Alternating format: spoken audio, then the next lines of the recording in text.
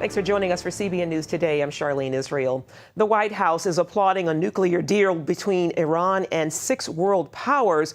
It was announced Monday after weeks of negotiations, but as Caitlin Burke reports, many lawmakers feel it's a bad plan, and Israel continues to caution against trusting Iran.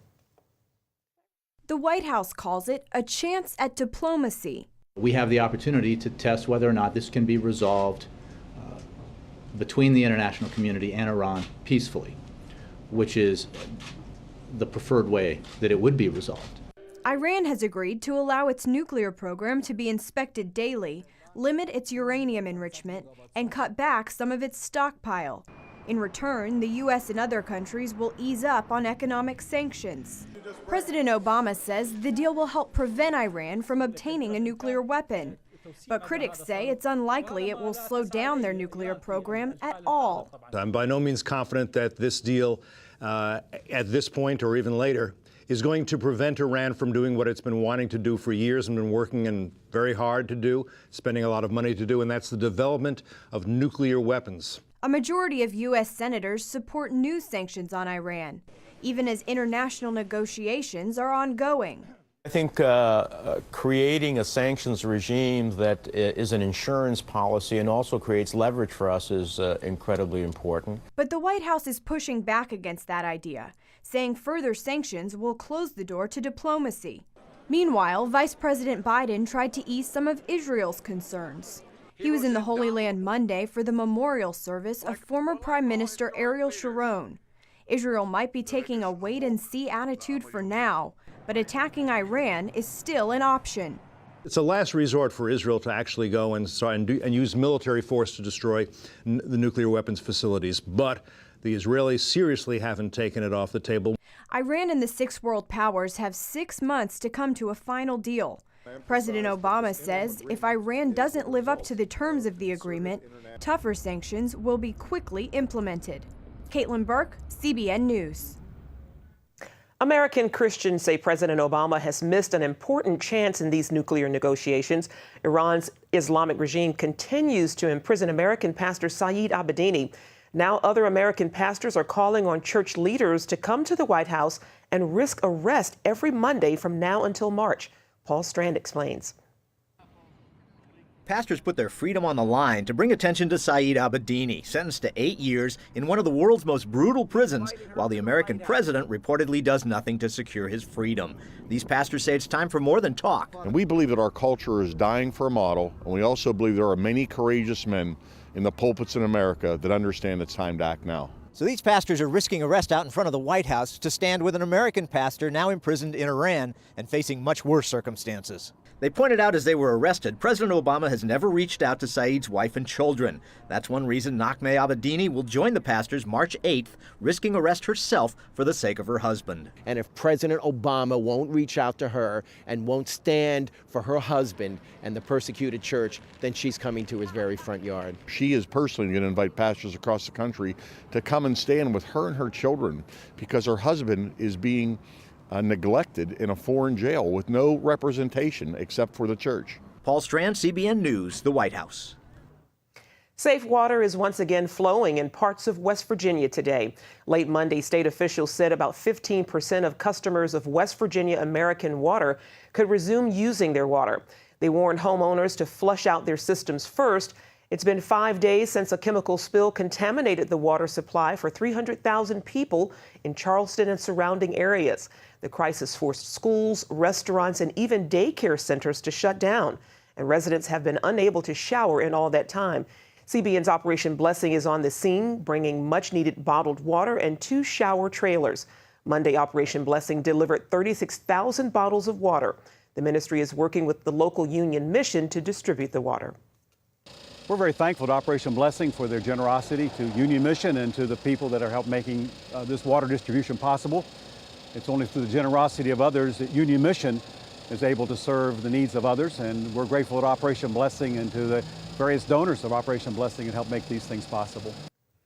To find out how you can partner with Operation Blessing, check out our webpage at cbnnews.com. The FBI is not planning to file any criminal charges after the IRS targeted conservative groups in the run-up to the 2012 election. Dozens of groups opposed to President Obama's political agenda were singled out for special scrutiny. The investigations delayed their applications, preventing many from having a voice in the presidential election. Republicans have questioned whether the Obama administration can honestly investigate itself. Now, law enforcement officials tell the Wall Street Journal they have found no evidence of criminal activity. Not enough young people have signed up for Obamacare, according to government figures released on Monday. Young adults from ages 18 to 34 only make up 24% of the 2 million Americans who have signed up so far. Experts say the number should be closer to 40% in order to keep premiums low. Instead, older adults with more health problems are signing up. Outreach to young adults will increase in the coming weeks. If more young people don't sign up before the end of the enrollment period on March 31st, consumers will face higher insurance rates next year. Well, the U.S. Supreme Court won't hear a case challenging Arizona's 20-week abortion ban. The decision leaves in place a lower court's ruling that struck down a law restricting most abortions after 20 weeks. Research shows children in the womb experience pain at that stage or even sooner, and women can experience increased physical risk and psychological trauma from late-term abortions. The lower court said last year the ban violates a long stream of Supreme Court rulings, starting with Roe versus Wade. Well, doctors in New Mexico are now allowed to prescribe medications to help terminally ill people commit suicide. New Mexico Judge Nan Nash made that ruling on Monday. The case centered around a cancer patient who wants the option to receive life-ending drugs from her doctors. Under state law, assisting with suicide is a fourth-degree felony, but Nash said the ability of competent, terminally ill patients to choose aid in dying is a fundamental right under the state's constitution. The state's attorney general is considering an appeal. Doctor-assisted suicide is permitted in Oregon, Washington, Montana, and Vermont. Well, leaders from around the world gathered in Israel on Monday to say a final farewell to former Israeli Prime Minister Ariel Sharon. Sharon died on Saturday after living for more than 8 years in a coma from a massive cerebral hemorrhage in 2006. He was 85. Chris Mitchell has more. Sharon's official state memorial began outside Israel's parliament building in Jerusalem. Leaders like U.S. Vice President Joe Biden and former British Prime Minister Tony Blair paid homage to Sharon. Israel's President Shimon Peres, a longtime friend of Sharon, called him a man of the land and a military legend. Sharon's body made the trip from the parliament to southern Israel and Sharon's ranch. On the way, Israel's military honored Sharon at Latrun, the site of one of Israel's pivotal battles during its War of Independence in 1948, where Sharon fought and was wounded. Then Sharon's body made its way to his ranch and final resting place. At the gravesite, Sharon's two sons, Gilad and Omri, had their shirts torn as a biblical sign of mourning. His son Gilad declared his father turned the impossible into reality. IDF Chief of Staff Benny Gantz saluted Sharon as commander and said the IDF would continue to emulate his military initiatives. Sharon is now buried behind me on his beloved ranch, and he leaves behind a rich legacy in Israel's modern history. For nearly 60 years, for better or for worse, Sharon was on the front lines of Israel's military and political battles. Sharon was lionized for his heroics in the 1967 Six-Day War and for how he turned the tide of the battle in the 1973 Yom Kippur War.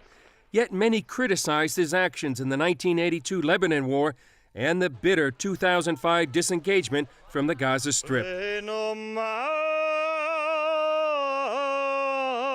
Yet at his funeral, his supporters remembered Sharon as a leader who felt a deep responsibility for the Jewish state, its people, and their promised land. He's buried next to his wife Lily on the ranch he loved. Chris Mitchell, the Sharon Ranch, Southern Israel. Coming up, returning home to the Holy Land, one of Israel's lost tribes has come back. Find out where they've all been living all these years. Israeli farmers are being hurt by a boycott campaign designed to punish Israel. The International Boycott, Divest, and Sanction campaign is targeted at Israel's involvement in areas like the Jordan Valley. It was launched by Palestinian activists in 2005 to force Israelis to abandon that land, and it's been hurting ordinary people. In a few years, or even this or next year, we won't be able to sell to any European community our product, and then we'll need to find other places to do that, or to decide to step out of it. It will break my heart if we'll leave for nothing. If it will be for a peace treaty and for a greater good, it won't break my heart. Israeli farmers in the Jordan Valley rely heavily on exports, but those exports dropped off by more than 14% last year. That adds up to $29 million lost. They've mainly been hurt by the Western European supermarket chains in Britain and Scandinavia. Jordan Valley settlers say the boycott also hurts about 6,000 Palestinians employed on their farms. For nearly 2,700 years, a tribe called the Bnei Menashe living inside India kept their Jewish roots. They believe they're part of the lost tribes of Israel. Now many are returning to their ancient homeland, and their return is also seen as fulfillment of biblical prophecy. Where is my brother? My brother! Brother found brother, and family members of all ages reunited recently at Tel Aviv's Ben Gurion Airport. They're part of the lost tribe of Manasseh, called in Hebrew the Bnei Menashe, returning from India back to Israel. The term goes back to ancient times, when 10 of Israel's 12 tribes were banished from the land. Michael Freund of Shavei Israel has worked for years to help bring about these moments. He believes the Bnei Menashe return fulfills biblical prophecy. We are watching as prophecy comes to life before our eyes. God remembers his promises to his people Israel. God is faithful, and he is gathering his children in from all over the earth. This is the second part of a long-awaited migration. Nearly 2,000 tribe members live in Israel, but 6 years ago the government stopped their return. Now the government will permit all the Bnei Menashe, about 7,000, to return. After 2,700 years of exile, Bnei Menashe is coming back. Out of 10 lost tribes, Bnei Menashe will come back the first. So we did it. The Assyrian Empire exiled the tribe of Manasseh almost 3,000 years ago.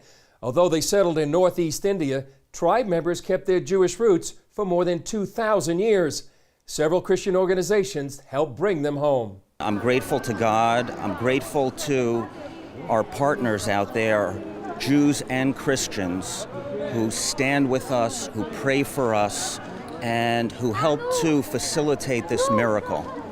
I'm grateful to CBN, to Gordon Robertson and Michael Little, and the whole team there. We support the Aliyah, the Jewish people, because we believe it's the hand of God. The Lord said that he scattered the Jewish people, but he would never leave them scattered among the nations. He would always come and find them, even if they were scattered to the ends of the earth. And he said, I'm going to bring your sons from the east in the book of Isaiah. And these are certainly Jewish people, ancient Israelite tribe that are coming home from the east. It's something that their ancestors dreamed about for 2,700 years. And despite being cut off from the rest of the people of Israel for so long, the Bnei Menashe never forgot who they are, they never forgot where they came from, and they never forgot where they dreamed of one day returning. And now, thank God, they're back home. Chris Mitchell, CBN News, Jerusalem. And for more of Chris's exclusive reporting from Israel, make sure you check out his weekly show and blog, Jerusalem Dateline. You can find them at our website, cbnnews.com. Up next, for years, people have taken antibiotics to fight diseases. Now the diseases are fighting back. So find out what you can do to protect yourself. Flu season is in high gear. The Centers for Disease Control report widespread flu infections in at least 35 states. Beyond the flu shot, there are a number of steps you can take to lessen your chances of getting the flu. Wash hands and make sure you lather for 20 seconds. Use hand sanitizer with 60% alcohol. Disinfect surfaces because germs live for about 2 days. Get plenty of sleep because sleep strengthens your immune system. Get your vitamins, and if you take a multivitamin, the powdered kind is best. Next, exercising and praying are both good ways to reduce the stress that weakens your immune system. Avoid sugar and trans fats, which increase inflammation in your body and make you more susceptible. To reduce inflammation, take fish oil, and you can take coconut oil too, which can help fight germs and prevent infection. But the coconut oil tends to keep the bacteria down so that if you're assaulted with the virus, your immune system can concentrate on the virus. It doesn't have to concentrate on 27 other bacteria that you may have been exposed to that day. And a tablespoon of coconut oil a day is a good dose to prevent infection. The Centers for Disease Control is warning about infections even the most powerful drugs cannot fight. It's all because of bacteria that is resistant to antibiotics. As Lori Johnson explains, doctors might not be able to do anything about it. For 70 years, we've relied more and more on antibiotics to fight infections, to the point where some bacteria have gotten so strong drugs can no longer kill them. An alarming CDC report reveals these bacteria infect around 2 million Americans each year and kill 23,000 of them. Antibiotic resistance is one of the most serious health threats we face today. We risk entering a post-antibiotic era where even simple infections can be deadly. At the top of the list, C. diff, a bacterial infection that targets the intestinal tract and kills 14,000 people a year. That's followed by drug-resistant gonorrhea, an infection making up about a third of the cases of this sexually transmitted disease. And CRE, a respiratory bacteria infecting 9,000 hospital patients a year, killing half of them. I've called CRE a nightmare bacteria. It can resist all antibiotics, kill a high proportion of people it infects, and spread from person to person and bacteria to bacteria readily. The CDC blames this resistance on the overuse of antibiotics, saying half of the prescriptions given by doctors aren't even necessary. Dr. Nancy Cardori agrees. As an infectious disease specialist, she points out that antibiotics kill only infections that are bacterial, not viral. But most of the time when people are sick, they have a viral infection and therefore don't need an antibiotic. The problem is there's no way to instantly know whether an infection is viral or bacterial. So doctors tend to give all of their sick patients antibiotics to help the few patients who actually need them. Because one of the things physicians worry about, okay, if I didn't give them antibiotics, they went home and next day they're really sick and they don't come. And something bad happens. Antibiotics aren't just overused in humans, they're also unnecessarily given to animals raised for food. In fact, animals receive 80% of all antibiotics, and much of that goes into their food. It is being found that if you give them some antibiotics in their feed, which they don't need for infection, it makes them bigger, quicker, so they can be sold to the market quicker. So it's a more of an economic issue than animal health issue. But it becomes a health issue for humans when antibiotic-resistant bacteria get passed to people. The FDA asked livestock producers to voluntarily stop adding antibiotics to feed, but not many have complied. Antibiotic overuse is only part of the problem. To make matters worse, drug companies aren't developing many new antibiotics to replace the old ones that aren't working anymore. Drug companies need to make a profit, and these days there's not much money in antibiotics. As a result, only 2 new antibiotics have been developed in the last 5 years. So while using antibiotics less and developing new ones helps slow down the spread of drug-resistant infections, we can also better protect ourselves from getting them. Washing hands, avoiding people with infections, and getting a good night's sleep go a long way. Hospitals also need to reduce infection. Check with your state health department to see which hospitals have the lowest infection rate.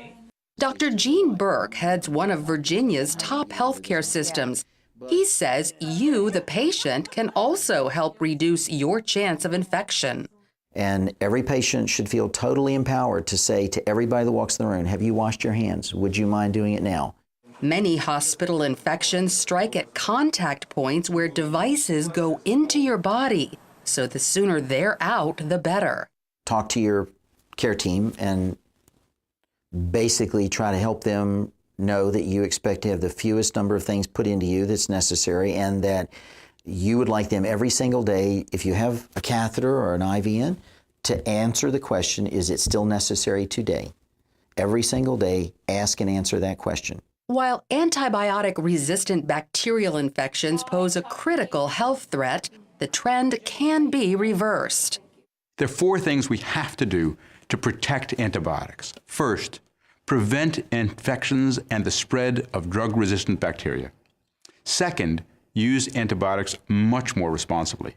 Third, track resistance patterns. And fourth, develop new drugs. Lori Johnson, CBN News. Finally, you've probably recently heard about people leaving unusually large tips for their servers at restaurants.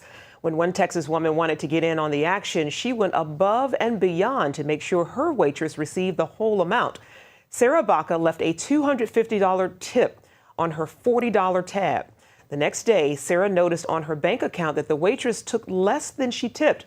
She went back to the restaurant to make sure the waitress got the entire $100.